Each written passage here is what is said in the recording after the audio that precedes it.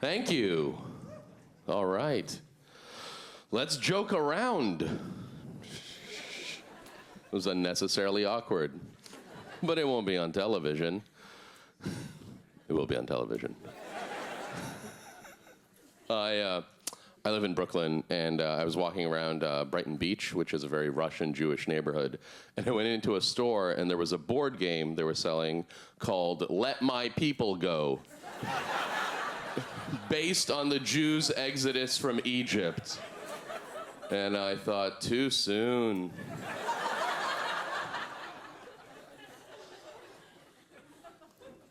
I did a show in upstate New York, and the people who put on the show after the show were like, hey, after the show, we'd really love to take you out for a nice hot meal.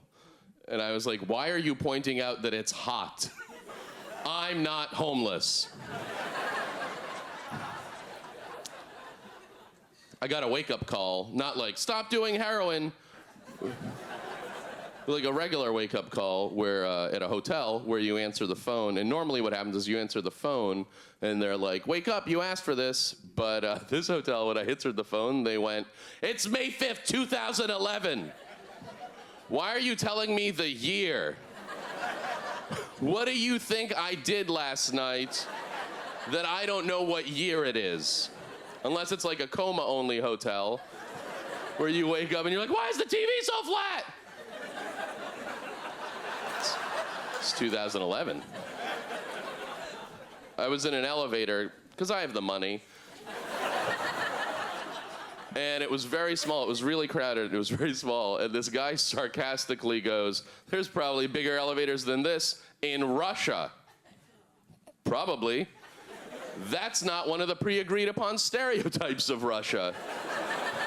You can't just make up random information and say it sarcastically to replace actual information.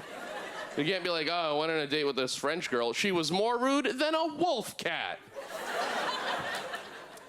Animal I made up. I was in Western Mass, and I saw that Linens and Things was going out of business. I know. And I thought, should have been more specific. That is what you get for calling your store Things. I was in Manchester, England, and I was walking around, and it was pretty late. It was like midnight or 1 in the morning, and this guy comes up to me, and he's like, excuse me, are you from around here? And I was like, no. And he was like, great. That's not good news. That is not a guy who wants the time or directions. He was excited that I'm lost. And I sort of start walking away, and he gets really mad, and he goes, everybody thinks I want money. And I was like, I don't know what you want. I'm leaving. And then he gets even more mad, and he goes, I just got off the bus. I'm from Czechoslovakia. And I was like, well, I have some very bad news for you, sir.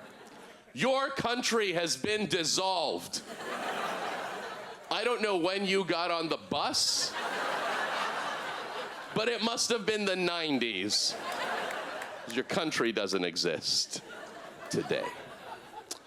I read an article in the New York Times about relationship deal breakers for men and women, and the men were like, and they were all like sort of like no adultery, no cheating, rephrasing the same thing, and of course men were like no fatties, and then ladies, their 10th deal breaker was no racism. That was their deal breaker.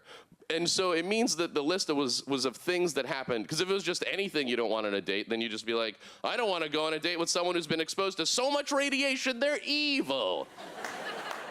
It was things that have happened to people, which means enough women have gone on dates that are like, oh, he was so nice and we had so much fun and he was a great listener. And then when he went to kiss me, he went, I don't trust the Jews. Who doesn't know to not do that on a first date? Save it for the 7th. I wrote a book, and I did a book tour where you go and read from your book in stores. You arrange it, you don't just show up. It's totally planned. And what I found was that in every city, in every bookstore, there was at least one crazy person. And when I was in Seattle, there was a woman who she had been banned from the bookstore for trying to scalp tickets to a free Stephen King reading. And they were like, you can never come back. Well, you can come back for Eugene.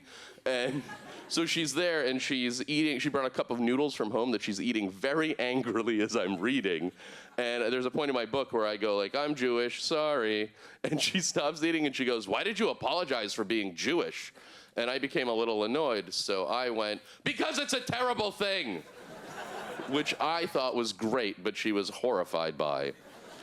But the thing that was amazing about that reading was that there was this little 12-year-old boy in back, and he pointed at me, and he went, why is everybody looking at him and not at me? Oh, because he's funny.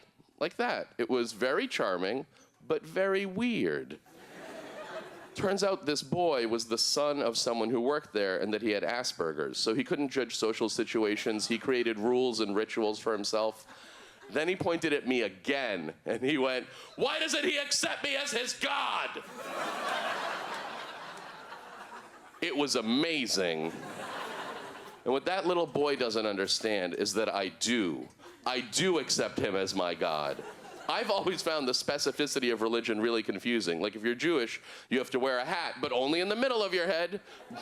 But it all becomes clear the second that you realize that God is a 12-year-old boy with Asperger's.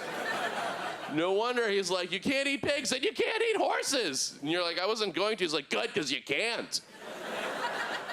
No wonder he's like, I messed up the earth. I should probably flood it and get 2 of every animal on a boat. That's the only solution I see. Religion, it's not a leap of faith. It's high-functioning autism. Thank you all very, very much. Bye-bye.